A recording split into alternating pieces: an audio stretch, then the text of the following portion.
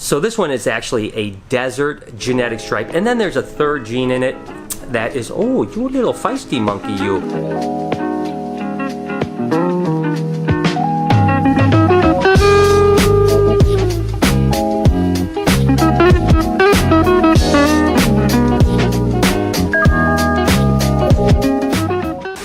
Good morning, everybody. Welcome to the vlog. I hope the start of your day is absolutely amazing. Today is my last day in Indonesia. We're back in Jakarta at my buddy Kiyo's place. Just kind of relaxing a little bit, but we're gonna get into some things for sure. We're gonna head over to what is probably the coolest ball python collection in all of Indonesia. We have about 11 hours until I head to the airport to fly home. We're gonna check that out and see what else we can get into. It's gonna be an amazing day, and I hope you guys have an awesome day as well. What do you say we get going? As our adventure is coming to an end here in Indonesia, we're going to spend the last day looking at a ball python collection. That's right, so we've done all the adventures and travel and showing Bali and the monkey forest and Astana Ular, but today we're going to go back to just kind of a normal vlog, although I'm across the world, and we're going to check out a friend of mine, David's ball python collection. We happen to be standing in his pet shop right now. He has an amazing ball python collection, so for you guys that are saying, you know, this adventure has been fun, but I wish you'd show a bunch of snakes, you're going to get your wish today because we're going to show a bunch of really cool ball pythons. I think you guys are going to enjoy it. I know I sure will.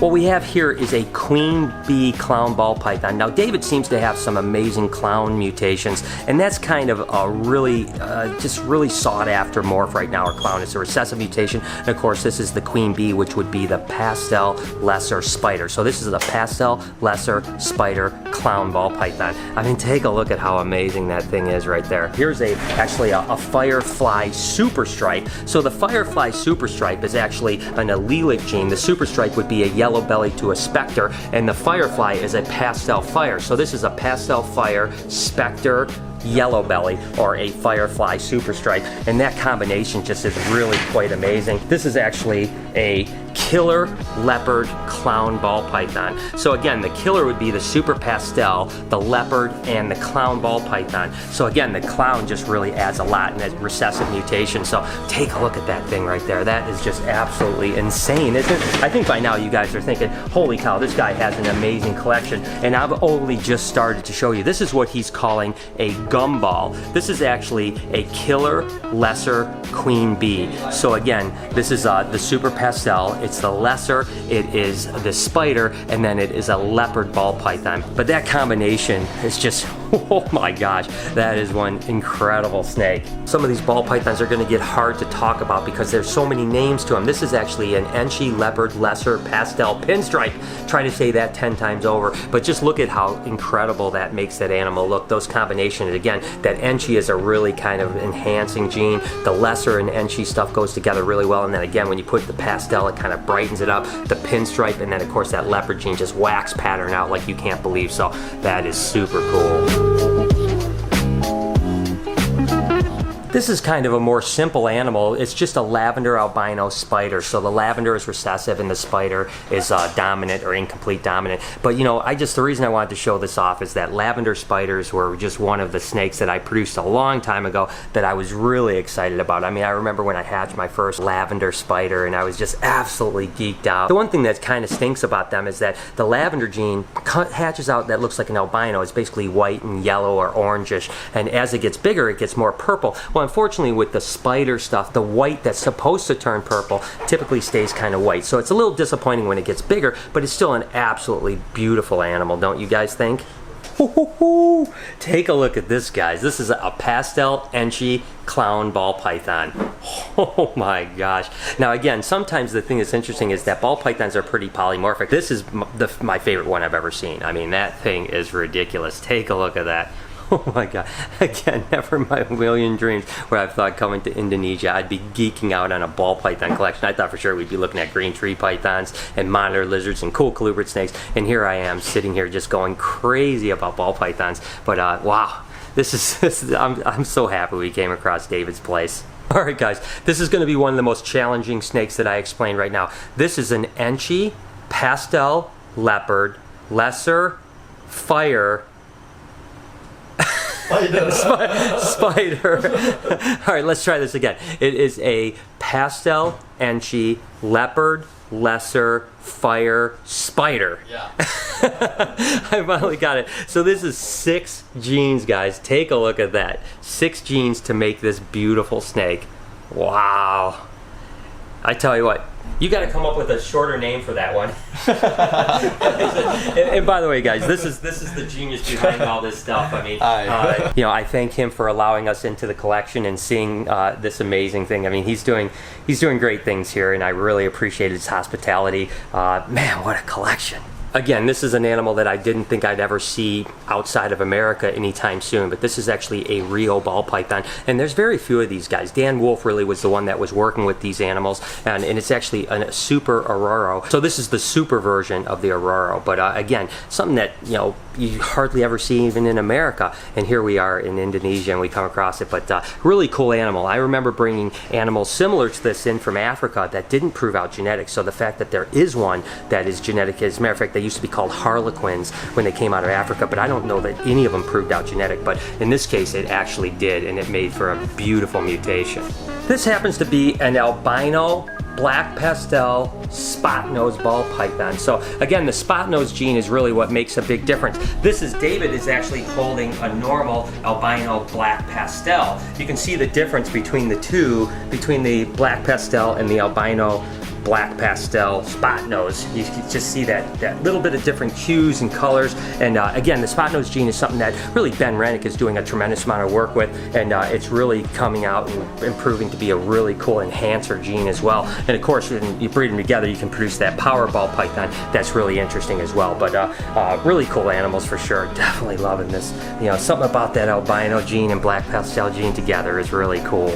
How incredible is it to see the ingenuity that's going on here in Indonesia when it comes to breeding snakes, and the fact that David is really taking things to the next level when it comes to ball pythons. Again, my experience has been really, when I'm moving around to different countries, is typically people are behind what's happening in the US, whereas David is kind of trend-setting and producing animals that we haven't even produced yet, so I can't applaud him enough. The other thing that I really love is that, there's not the traditional racking systems that we have in the US, like Freedom Breeder and ARS racks and animal plastics and so on. So David had to make his own, and it's kind of this extruded aluminum here, and you can kind of see what I find interesting is that, again, it's just kind of put together. It's got screen tops on it, but what I really like is take a look at this. These actually have wheels on the bottom of it, and then there's actually rails here, so the wheels ride on the rails. So I just kind of like that, with having racks that you just kind of slide and there's friction, to going to something like this that is just like really smooth because it has wheels on it. I mean, that's ingenuity. I mean, that's something that I'll take home and start considering maybe we should implement into a racking system. So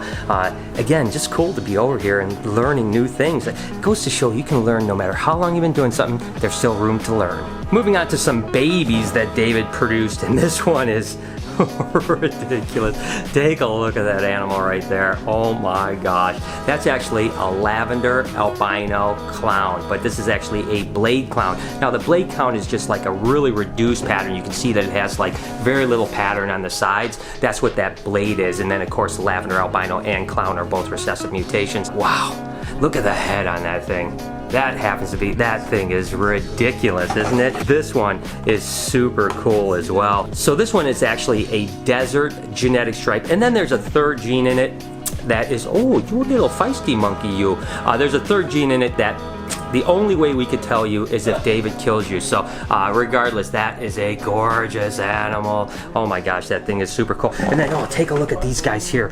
These are really beautiful too. Now these are actually very similar animals. This happens to be a super enchi pastel pinstripe. So essentially it's a super enchi lemon blast, but you can just see how unbelievably clean that animal is. What's interesting is when you add a leopard, it really changes the appearance. Again, that leopard gene is a real pattern enhancing gene, but those are two really cool super enchi mutations. You guys know I love super enchi stuff. It happens to be a pastel spot nose clown ball python. Again, it's really cool that David is working with a lot of spot nose stuff. He's working with a lot of leopard stuff, and he's working with a lot of clown stuff, amongst a lot of other things, lavenders and stuff like that. So he's kind of chosen the animals that seem to be really hot and popular right now, and making these combinations is just absolutely ridiculous. I mean, some of the stuff that he's doing is super cool and inspiring too. It's something that I think that I'll be taking home and thinking, man, I need to make some of that as well. Now this is a pretty special animal here. This is actually a pastel Enchi leopard lesser pinstripe. But while we were shooting an episode of Triple B TV, guess what? This ball python got a new name. That's right, my boy Brian Cusco named this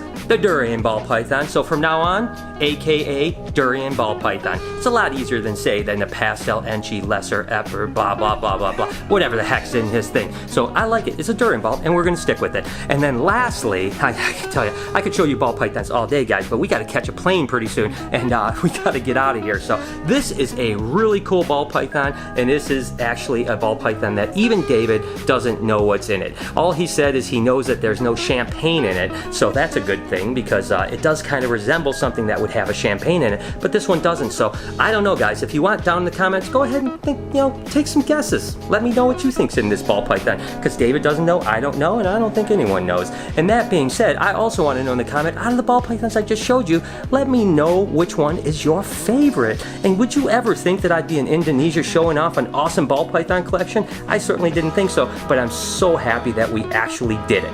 And again, I introduced you guys to David a little bit ago, but I'm introducing you again. David, number one, thank you so much. You have an unbelievable collection of ball pythons here. I couldn't be more impressed. Yeah, you're welcome. It's awesome. Now tell me something. I want you guys, because you guys got to follow this guy and figure out, all the cool stuff that he's doing, trend setting. What is the best way to catch you on Facebook? Is there a website? Where can people find out more about you? On Facebook, you can like David Suarez Reptiles. David Suarez Reptiles. I will put a link in the description. Definitely go give him a like because this place is ridiculous. And I have a feeling that you're going to see some really cool things coming out of his facility over the next few years for sure. We're outside of David's pet shop and of course his reptile breeding center. Unfortunately, Forrest is not feeling really good. He has a nut allergy, and this morning he ate a dessert that really swelled him up and he has a lot of chest pains. And we're really trying to decide, our plane leaves in like 6 hours. Got to head to the airport in 4 hours. We're trying to decide if we take him to the doctor, if he just kind of pushes through it. He's already taken some Benadryl, but he's definitely not feeling good. I'm encouraging him to go to the doctor. He wants to just go lay down and ride it out. I'm definitely concerned about him. He looks pretty rough, and I don't want to see anything happen to him. If for some reason he can't go tonight, I'm going to stay behind. There's no way I'm going to leave a friend behind. So, I was thinking I was getting on a plane in about 6 hours. There's a chance I might have to stay an extra day. Hopefully Forrest will be okay. But regardless, I mean, this was a really great thing, to see this collection. David has some amazing animals, and it was really a great way to spend the last day. Now, fingers crossed, Forrest feels better, and we can still get on that plane a little bit. So, still a couple more things to do today, as long as Forrest is up to it. Okay. This my dog. His name is Braun. Braun? Braun. His name is Braun. Braun. Braun. Hello. Okay. Bye. Only in Indonesia. So Forrest is back resting back at the place. Hopefully he's going to be feeling better by the time we get going. But before we head to the airport, we're going to go ahead and do a little bit of shopping. We're going to do some souvenir stuff, try to find a couple things for Lori, maybe Noah, and just kind of see the lay of the land in this area. I guess the malls in Jakarta are supposed to be legendary, so we're going to go check it out. One of the things that Lori and I do pretty much everywhere we go is buy a Starbucks coffee mug. So Lori kind of collects these, and of course when I travel without her, I'm going to buy it. This is a really cool one, so I think she's going to really like it. I dig it 100%. I also want to find that coffee that's called Kopi Luwak, which is actually from a palm civet that eats coffee beans and passes through the digestive system and poops it out. They take the coffee beans, they clean them, and they make them into coffee. Lori's a coffee drinker, so I think that's going to be really good for her. Don't you guys think? I was able to get Lori her mug. I'm sure she'll be happy, and I got myself a little something too. A coconut strawberry frappuccino. That's really good. That's really good. Okay guys, so mission accomplished. I got Lori some Kopi Luwak.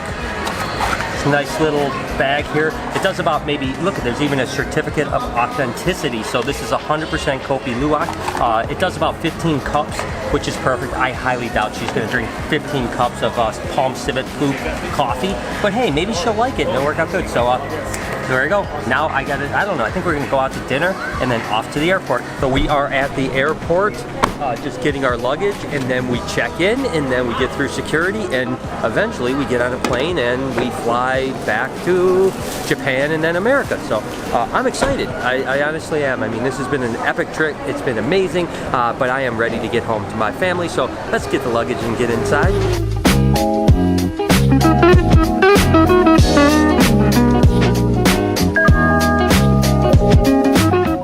Alright guys, so we are in the airport and we are heading back home. We have about a 7.5 hour flight to Tokyo, and I think a couple hour layover, something like that, and then we fly, I think it's about 11 hours to Chicago.